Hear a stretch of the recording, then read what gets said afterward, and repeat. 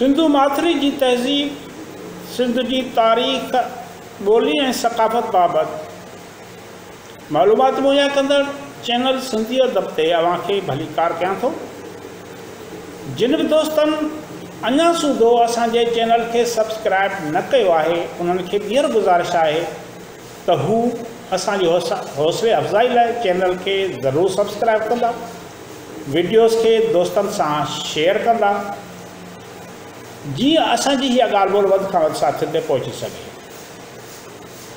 अॼु पाण सिंधु माथिरी जी सभ्यता ते तहक़ीक़ कंदड़ माहिर डेंस फ्रेंड्स बाबति ॻाल्हि ॿोल कंदासीं। इटली जो आर्कियोलॉजिस्ट डेंस फ्रेंड्स सिंधु सभ्यता ऐं विच ओभर एशिया जे तहज़ीबुनि विच में वापारी ऐं सक़ाफ़ती लाॻापनि बाबति तहक़ीक़ करे रहियो आहे। पाण 1996 में ट्रेंटो जे हाई स्कूल मां सनत ऐं टेक्नोलॉजी में डिप्लोमा हासिलु कई, जंहिं बैदि 2005 में बोलोग्ना यूनिवर्सिटी मां पैलिथोलॉजी में MA जी डिग्री वरिती। हिन 2006 में सीना यूनिवर्सिटी मां आर्कियोलॉजी जे शोबे में वधीक तइलीम हासिलु करण बैदि इटली जे यूनिवर्सिटी मां 2011 में आर्कियोलॉजी में डॉक्टरेट की डिग्री हासिलु कई।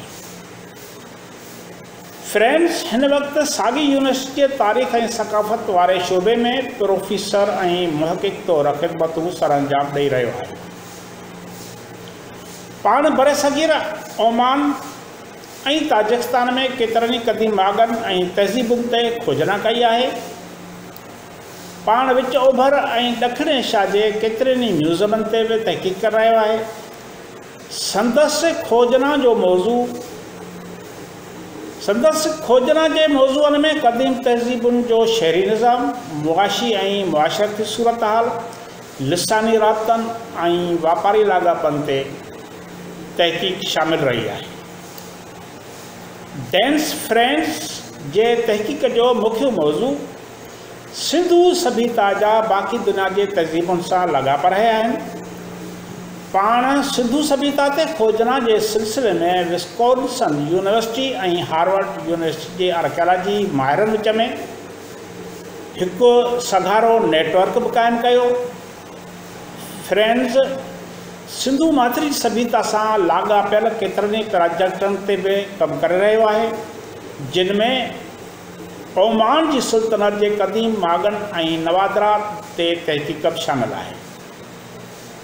पाण बड़ौदा यूनिवर्सिटी जे माहिर डॉक्टर मासिमो विताली सां गॾु सिंधु माथिरी जी सभ्यता ऐं विच एशिया जे क़दीम तहज़ीबुनि विच में पितल जे दौर में मोहरुनि जी मटासटा या मोहरुनि विच में हिकु जड़ाई बाबति प्रोजेक्ट ते तहक़ीक़ करे रहियो आहे। डेंस फ्रेंड्स भारत में सिंधु सभ्यता जे क़दीम आगन शिकारपुरा, बाक्सरा, नागोदा ते बि खोजना कई। इन्हनि क़दीम आगन तां मिलियल ठिकर जे मोहरुनि खे पंहिंजे तहक़ीक़ जो मौज़ू बणायो। इन खां अॻु 2010 में सिंधु सभ्यता जे क़दीम माग लोथल ते वधीक खोटराईअ लाइ इंडिया ऐं इटली जे गॾियल प्रोजेक्ट में बि हिसो वरितो। महिरबानी।